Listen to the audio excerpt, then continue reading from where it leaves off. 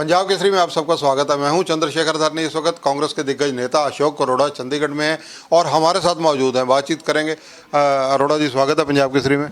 बहुत बहुत धन्यवाद धरनी जी, आपका भी, आपके देखने वाले श्रोताओं को। अरोड़ा जी, कांग्रेस कल प्रदर्शन करने जा रही है, किस मुद्दे पर कर रही है, क्यों कर रही है, ये आवश्यकता क्यों पड़ी? भारत के संविधान के निर्माता बाबा साहब भीमराव अंबेडकर, जिन्होंने इस देश को एक बेहतरीन संविधान दिया जो पूरे देश के लिए आदरणीय है, पूजनीय है। जिस प्रकार से बीजेपी ने जब संविधान के ऊपर बहस चल रही थी राज्यसभा में, और देश के गृह मंत्री जो बीजेपी के नेता हैं, उन्होंने बाबा जी के बारे में जो आपत्तिजनक शब्द कहे, जिसका विरोध पूरे देश में हो रहा है, और कांग्रेस पार्टी ने भी कल निर्णय लिया है कि पूरे देश के अंदर हर जिला मुख्यालय पे बाबा जी के सम्मान में एक यात्रा निकालकर महामहिम राष्ट्रपति के नाम ज्ञापन दिया जाएगा और मांग की जाएगी कि देश के गृह मंत्री को तुरंत बर्खास्त किया जाए। अरोड़ा साहब, अगर जिक्र किया जाए जिस प्रकार से कांग्रेस के दिग्गज नेता हैं राहुल गांधी, उनके और कुछ कांग्रेसियों के खिलाफ लोकसभा और राज्यसभा जो सदन है उसके बाहर जो एफआईआर दर्ज की गई, उसको लेकर भी कांग्रेस क्या रिजेंटमेंट दिखा रही है? सत्ता पक्ष द्वारा लगातार देश की राजनीति का स्तर गिराया जा रहा है। किस प्रकार से छोटी छोटी बातों को इतना बढ़ा चढ़ा के और यहाँ तक कि पुलिस थानों तक ले जाने की बात की जा रही है, जो बहुत ही निंदनीय है। इस प्रकार की जांच होनी चाहिए कि किस प्रकार का अशोभनीय कार्य किया। और हमारे नेता राहुल गांधी जी ने, खड़गे जी ने स्पीकर से, राज्यसभा के सभापति से मांग किया है क्योंकि सारी फुटेज देखनी चाहिए, क्योंकि जो लोकसभा और राज्यसभा है, पार्लियामेंट देश का, पूरी तरह से सीसी कैमरे के अंदर होते हैं।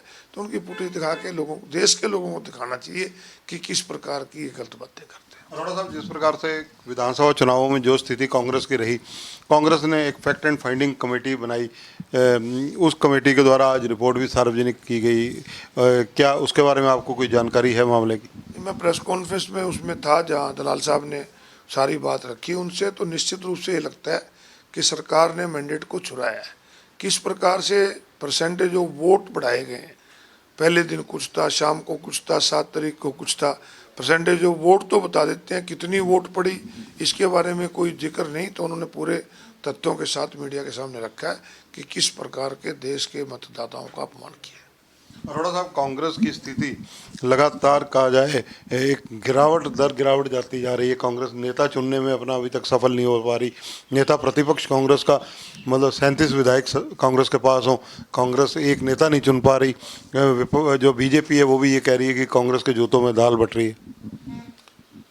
देखिए, ये कोई पहली बार नहीं हुआ कि नेता प्रतिपक्ष नहीं चुना गया।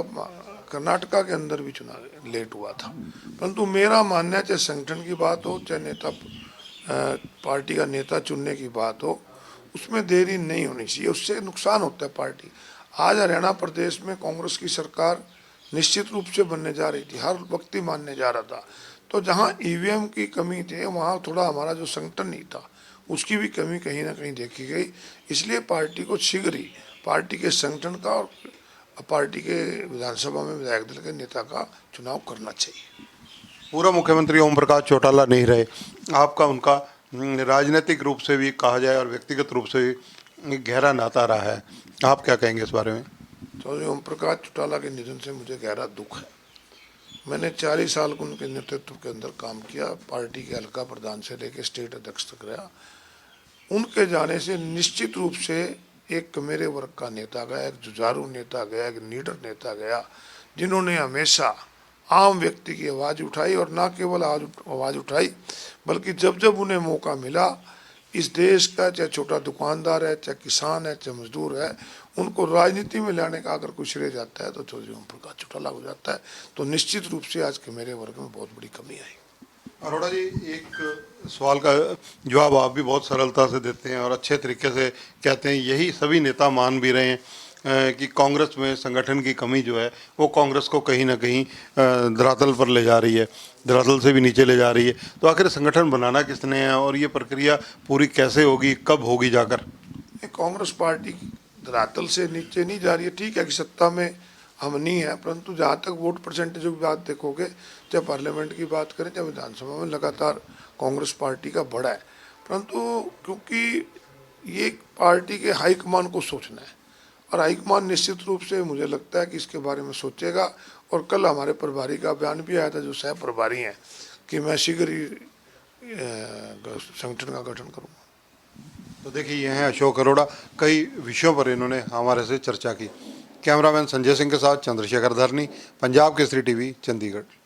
हमसे जुड़े रहने के लिए हमारे YouTube चैनल को सब्सक्राइब करें और नई वीडियो की नोटिफिकेशन के लिए बेल आइकॉन को दबाएं। अगर आप ये वीडियो Facebook पर देख रहे हैं तो लाइक जरूर करें और ज्यादा से ज्यादा शेयर करें। धन्यवाद।